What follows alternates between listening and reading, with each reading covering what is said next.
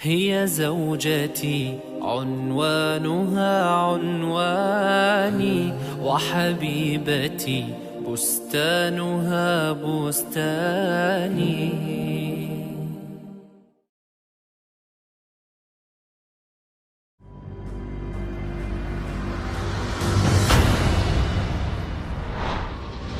45% to 50% of marriages in the United States end with divorce, while the percent of divorce in Europe is about 35%. What are the reasons for divorce? Maybe the difference in opinions, the lack of psychological and emotional harmony, the harsh treatment from one side to the other. Many men lack the art of dealing with their ladies. %70 of women who were killed in the United States were murdered by their husbands or boyfriends. Before the messenger Muhammad, peace be upon him, was sent, the woman, the wife, was not really that much appreciated in different societies. Here, she was burned to death with her dead husband, and there she was locked in a grave. Even in the Arabic tribes where the messenger was sent, she was just inherited like any of his belongings. This is the society back then. This is how people used to think when the messenger Muhammad, peace be upon him, was sent.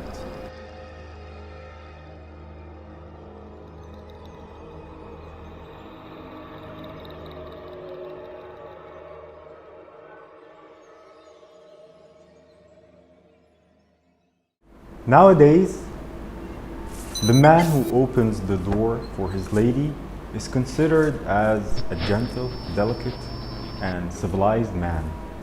He's so much appreciated by the society and by everyone around him. Back then, 15 centuries ago, this was shameful. It was shameful to respect your wife. It shows that you're not a man.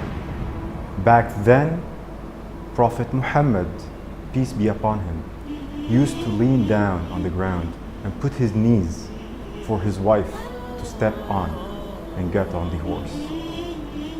Imagine, he's decades, centuries, what I say millenniums ahead in human civilization and respect to women and ladies' rights.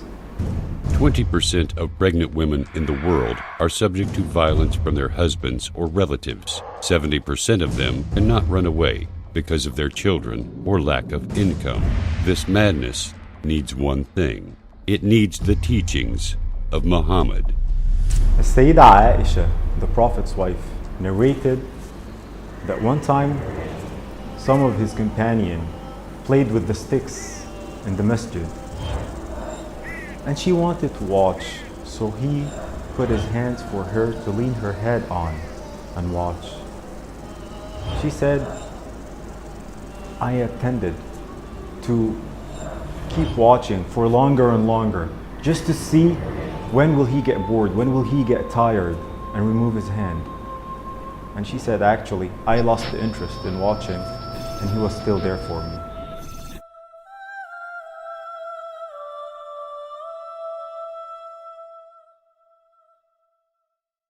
Once there was a serious and critical situation where the companion of the Prophet, peace be upon him, literally did not obey him.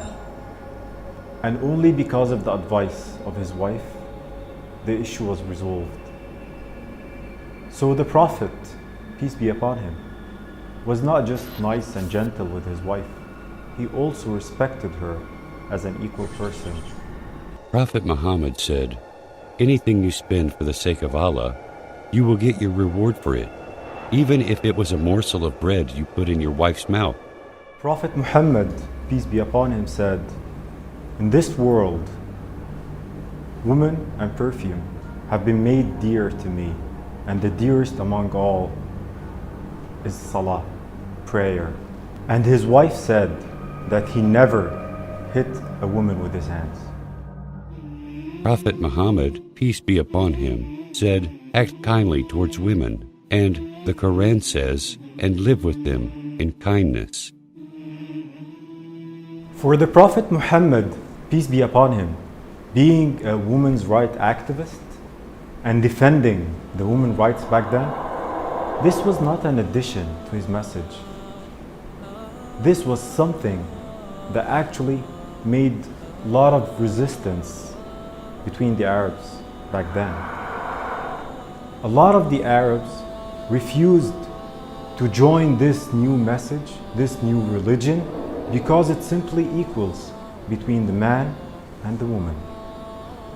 So although this slowed the spread of his message, although this, he still insisted on being himself, on delivering the full message from Allah.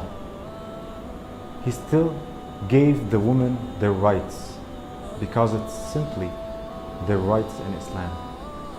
Even after Islam, when Umar ibn al-Khattab, a very respected companion of the Prophet, peace be upon him, he got angry on his wife because she answered him back.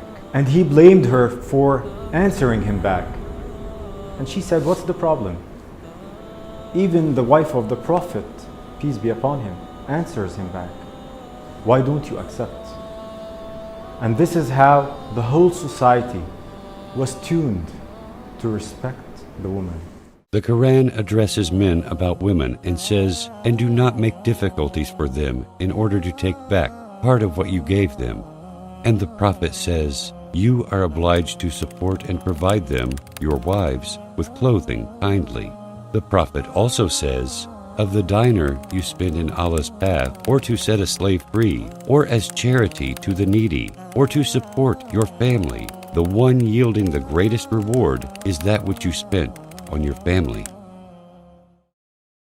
The Prophet Muhammad, peace be upon him, told his companion, teaching them that the best among the believers is indeed the one with the best manners and the one who is most kind and gentle to his wife. If you saw the Prophet in his home and then compared this to our homes in the 21st century in terms of treatment, interaction, you'll find a big difference. The Prophet, peace be upon him, used to fix his sandals. He used to sew his cloth and used to help his wife in the normal and daily home activities. Who does this nowadays? Prophet Muhammad said, "Fear Allah in respect of women. You took them with the permission from Allah." He also said to his companions, "Indeed, women are the counterparts of men. Only a noble person would be kind to them, and only a mean person would insult them." Let's imagine a man, a leader with his army, and then he would ask this army to go ahead and would take his wife and ask her to race, and actually she will win. Then years later, the same man, the same leader with his army and his wife, and he will ask the army to lead ahead and would race again, but this time he will win. And then he will tease her, laughing and saying, "Now we're even."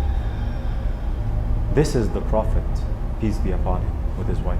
And back home, in privacy, he would praise his wife He would pamper her and spoil her, call her with the beloved nickname, and he would tell her how much she's pretty and her beautiful features.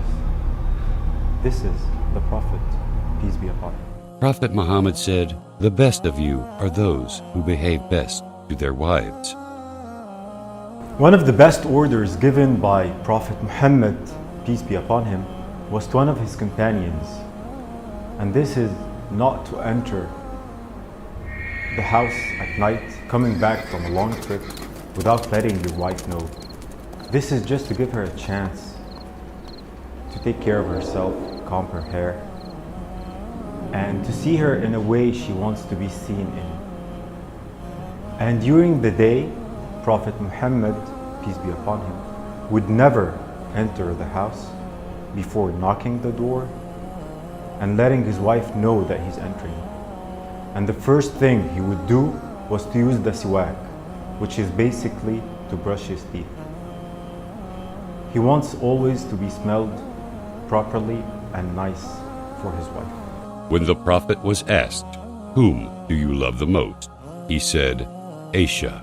The one who asked him said, "I am asking you about men." The Prophet said, "Her father." This is how Prophet Muhammad saw his wife. He saw her as the most beloved person to him, and her family was the most beloved family to him. While other beliefs believe that the woman during her monthly period is defiled and impure, and that she also impures anything that she touches, and they used to build a tent outside of the main tent for her to live in during those few days. At that time, the Prophet, peace be upon him, used to check where did his wife drink and just take the sip from the same place she did. Where did she eat? And he will follow her lips and eat from the same place. He would comb her hair. He would make her feel that she is more beloved and wanted at this critical and sensitive part of the month for her. When the Prophet Muhammad was asked about the right of the wife, he said, "Feed her when you get food, give her clothes to wear when you wear clothes, refrain from abusing her, and do not separate from your wife, except within the house." Among all the teachings of the Prophet Muhammad, peace be upon him, before dying, he chose to stress on two things. One is the prayer, the main thing in Islam, and the other was the wife, the woman. He said, "Act to them kindly." These are the two main things Prophet Muhammad, peace be upon him, chose to stress on before dying. استوصوا بالنساء خيرا. هي زوجتي عنوانها عنواني وحبيبتي بستانها بستاني ورفيقة العمر الذي أيامه في بيتها أزكى من الريحان هي أم أبنائي وروضة مهجتي وشريكتي في الفرح والأحزان هي من إذا مل الفؤاد رأيتها زهرا جديدا يانع الألوان